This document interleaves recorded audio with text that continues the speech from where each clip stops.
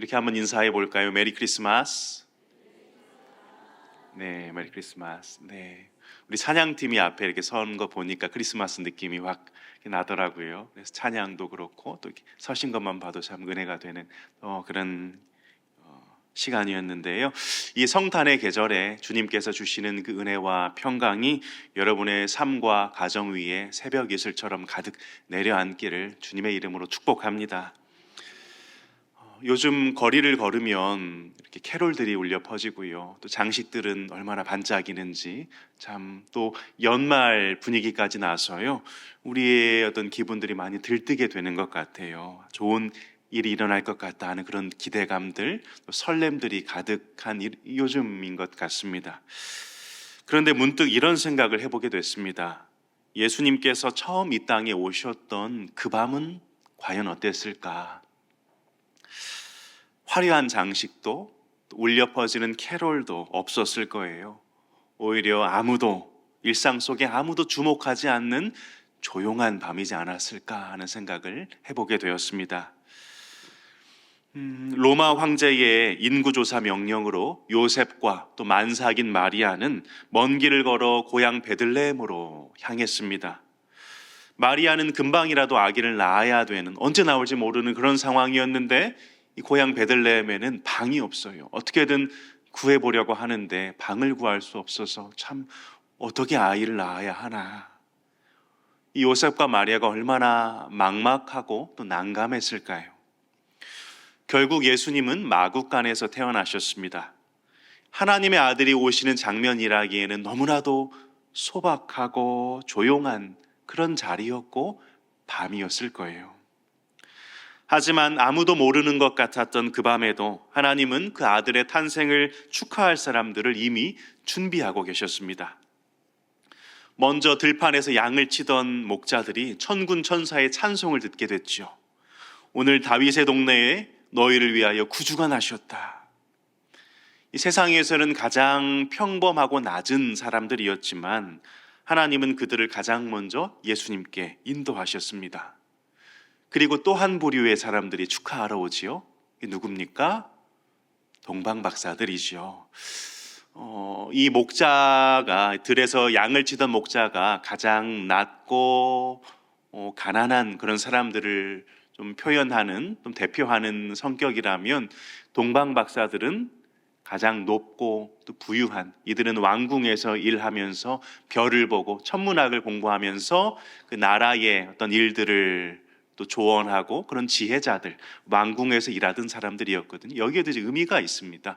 가장 낮은 목자부터 가장 높은 혹은 부유한 동방의 박사들. 예수님의 오심은 가난한 자를 위해서만 오신 것도 아니고 부유한 자만 위하여서 오신 것도 아니고 그 모두를 위해서 오셨다는 걸 나타내 보여주고 있는 거예요.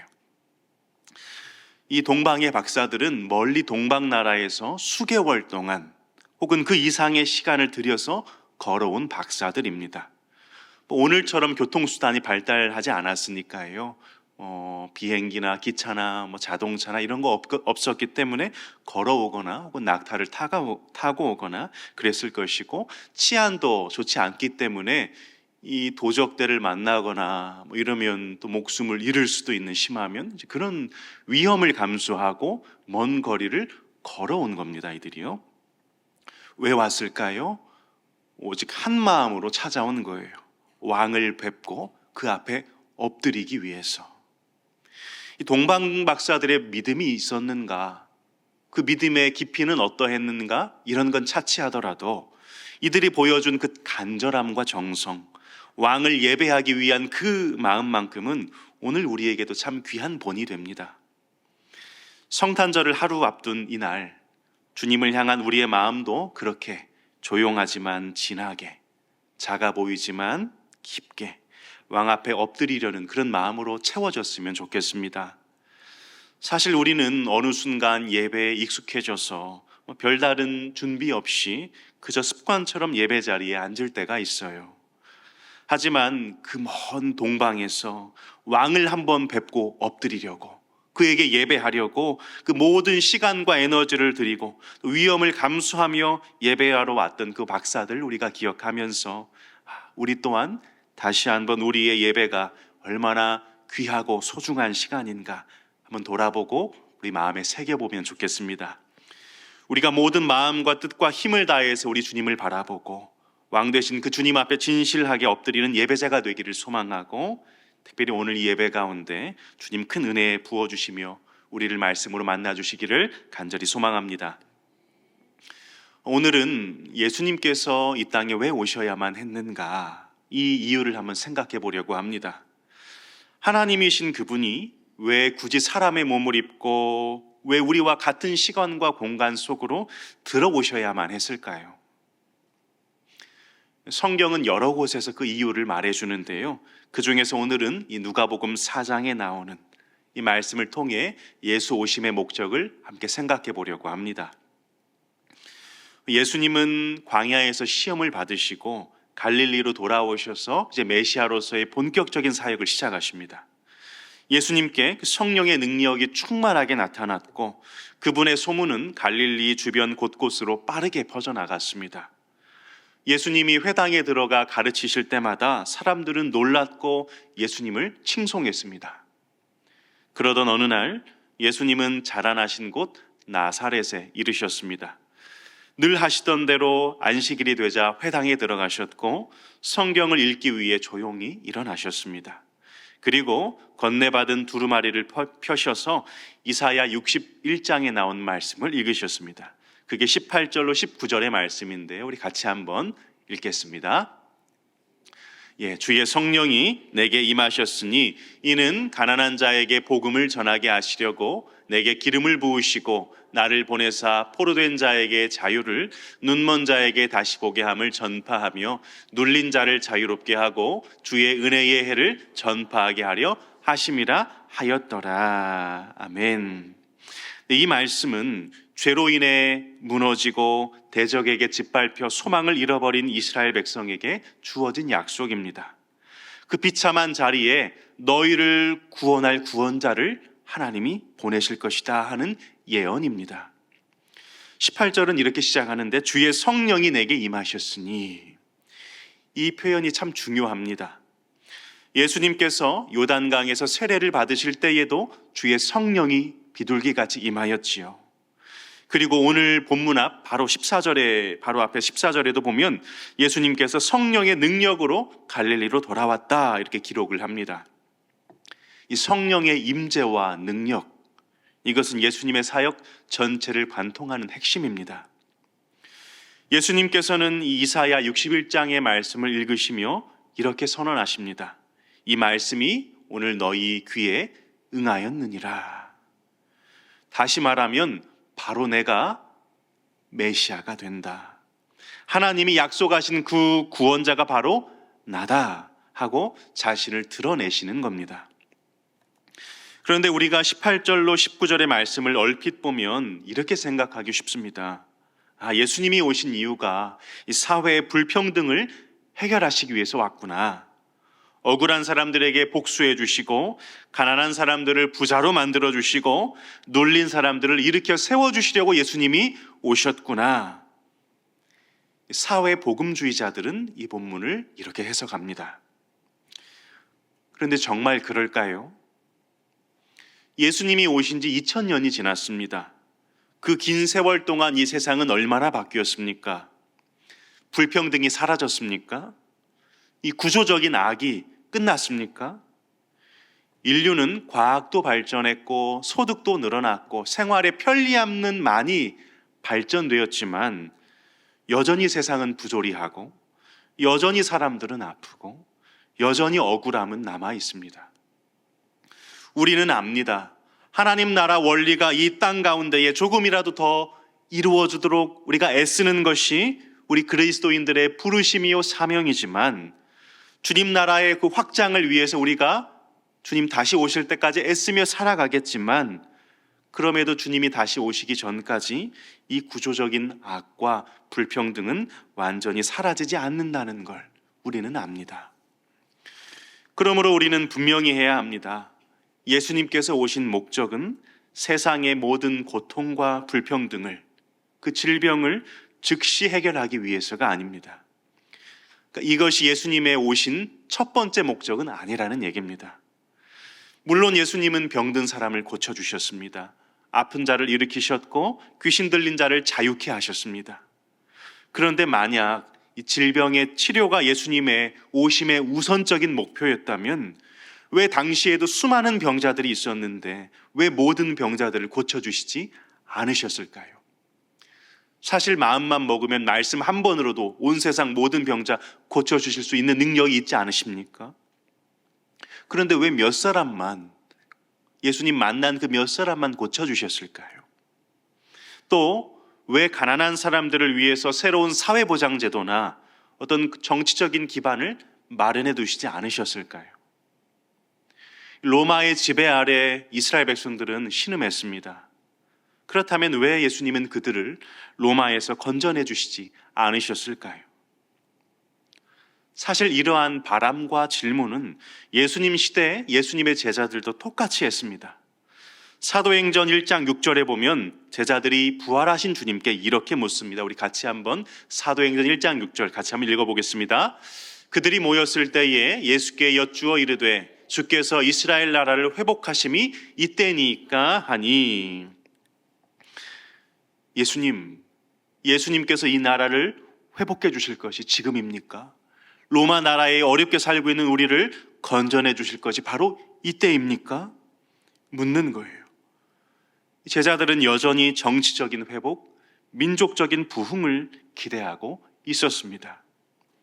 이제 예수님이 로마를 뒤집고 이스라엘의 위대한 나라를 세워 주시겠구나. 예수님 뭐라고 대답하시죠? 그거 아니라고 말씀하세요. 나 그거 위해서 오지 않았다. 그런 기대가 있다면 내려놔라 말씀하세요. 그리고 이렇게 말씀하십니다. 우리 1장 8절 말씀도 같이 한번 읽겠습니다. 오직 성령이 너희에게 임하시면 너희가 권능을 받고 예루살렘과 온 유대와 사마리아와 땅끝까지 이르러 내 증인이 되리라 하시니라. 아멘. 주님께서 세우러 오신 나라는 로마와 같은 정치적인 제국이 아닙니다. 하나님이 말씀으로 다스리시는 거룩한 새 나라, 그것을 위해서 제자들을 불러 모으셨고 그 나라를 넓혀가도록 너희들 군인이 되라, 특공대가 되라 이런 게 아니라 증인의 삶을 살아라 말씀하시는 거예요. 오늘 우리가 읽은 누가복음 4장 18절을 바르게 해석하면 이렇습니다. 하나님께서 성령으로 나에게 기름 부으사 나를 메시아로 세우셨다. 그리고 그 기름 부으심의 목적은 가난한 자들에게 복음을 전하게 하려 하심이라. 여기서 말하는 가난한 자는 단순히 주머니에 돈이 없는 사람을 가리키는 게 아닙니다. 하나님 앞에서 자신을 바라볼 때 아무것도 내세울 것이 없구나. 나는 의롭지 못하구나. 나는 참으로 더럽고 추악하구나. 그것들을 그 사실을 아는 사람들. 그래서 목마르고 간절하고 하나님 저에게 구원자가 필요합니다. 하나님 저에게 은혜가 필요합니다. 하고 고백할 수 있는 사람들, 심령이 가난한 사람들을 가리킵니다. 예수님은 그들에게 복된 소식을 선포하러 오셨습니다. 그 소식은 바로 포로된 자에게 자유를 주시는 소식입니다. 하나님과 끊어져 영적으로 죽어있는 상태, 스스로는 어떻게 그 죄에서, 그 죽음에서 빠져나올 수 없는 그런 죄의 권세 아래 붙잡혀 있던 이들을 하나님의 은혜로 자유케 하시는 소식입니다. 그리고 이 복음의 목적은 분명합니다. 다시 하나님과 이어지게 하는 것.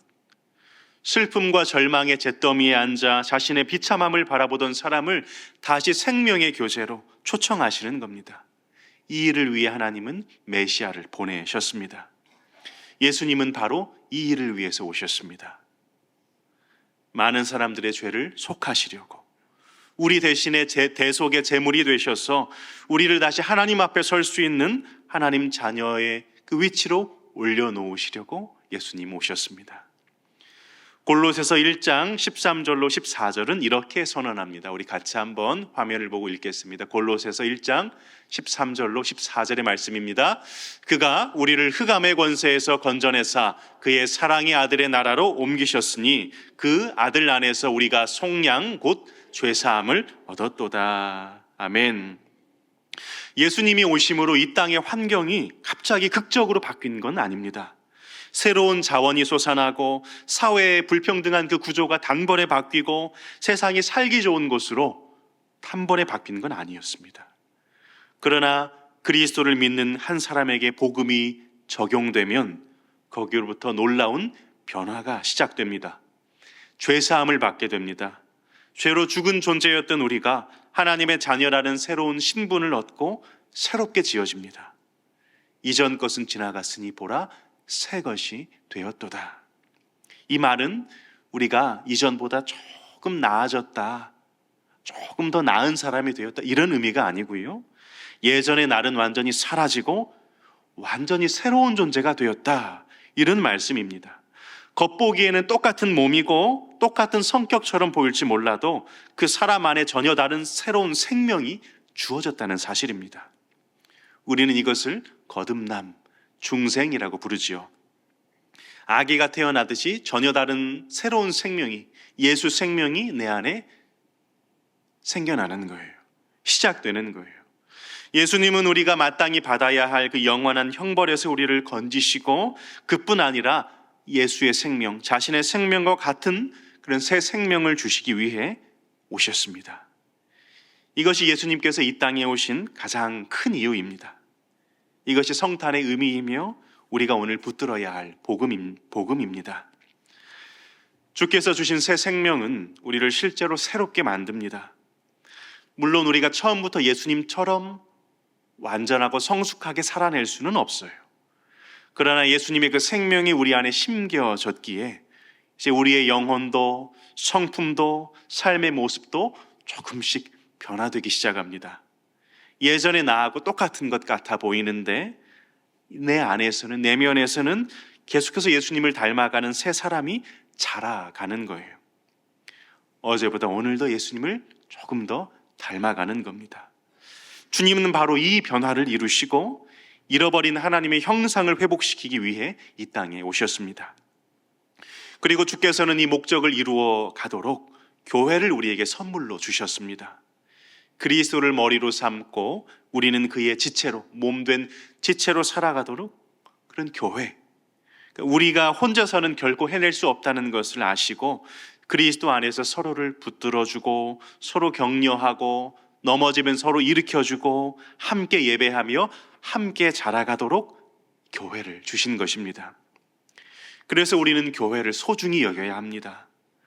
아직 불완전한 사람들이 모였기 때문에, 아직 공사 중인 사람들이 모였기 때문에 부족함도 보이고 서운함도 생기고 이해가 되지 않을 때도 있지만, 그럼에도 교회는 주님이 친히 세우신 자리요, 우리를 예수 닮은 새 사람으로 빚어가시는 하나님의 훈련장과도 같은 곳입니다. 예수님께서 이 땅에 오신 목적이 우리 안에 이루어지도록 돕는 하나님의 도구가 바로 이 교회입니다.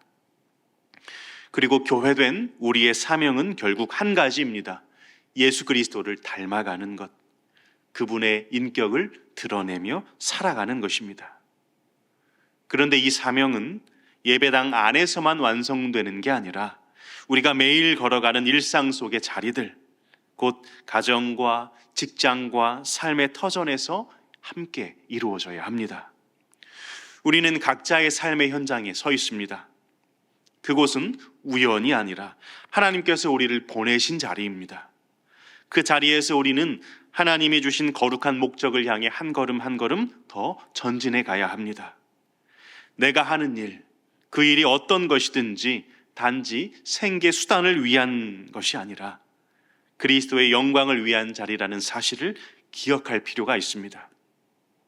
어떤 분은 이렇게 생각할지 모릅니다. 내가 하는 일이 뭐 그렇게 대단한가?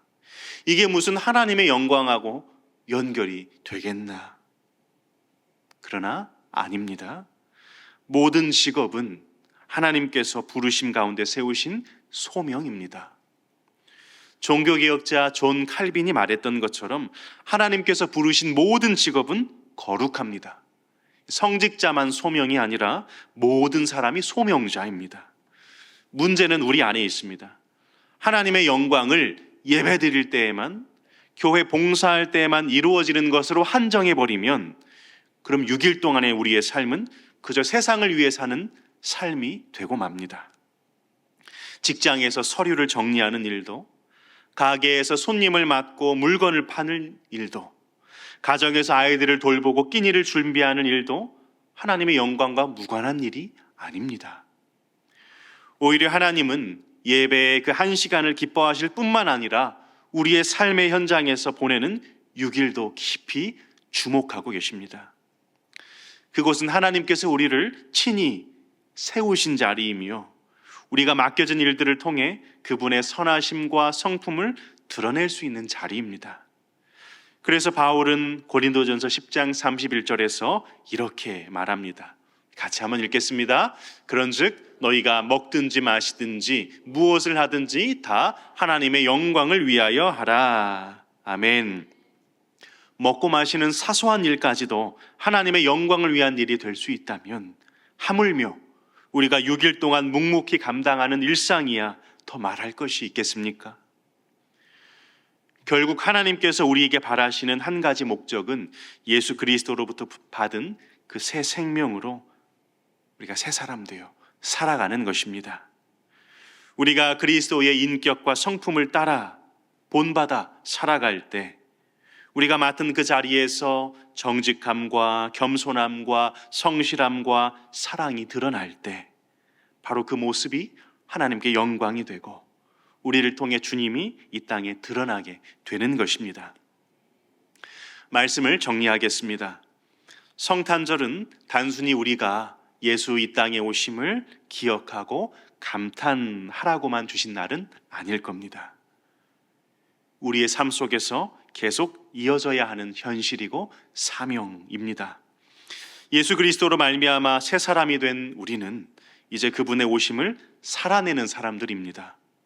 교회 안에서 주신 은혜를 누릴 뿐만 아니라 하나님께서 우리를 세워두신 그 삶의 자리, 직장과 가정과 일상의 터전에서 그 예수님의 성품과 뜻을 드러내며 살아가는 것이 바로 성탄을 살아내는 사람들, 성탄의 은혜를 이 세상에 구현하는 길입니다. 그래서 우리는 매일 스스로에게 이렇게 물을 수 있어야 합니다. 지금 내가 하고 있는 이 일 속에 예수님의 마음이 또 그분의 뜻이 어떻게 드러날 수 있을까? 성탄이 우리 안에만 머물지 않고 우리를 통해 삶의 현장으로 흘러가게 하는 질문입니다. 우리가 만나는 일들, 예상치 못한 상황들, 부담스럽게 느껴지는 책임들조차도 주님이 우리에게 친히 맡겨주신 자리임을 믿고 주님 이 일을 통해서 무엇을 이루기 원하십니까? 물을 수 있는 사람, 그 뜻을 듣고 행할 수 있는 사람, 바로 그 사람이 성탄을 살아내는 사람입니다.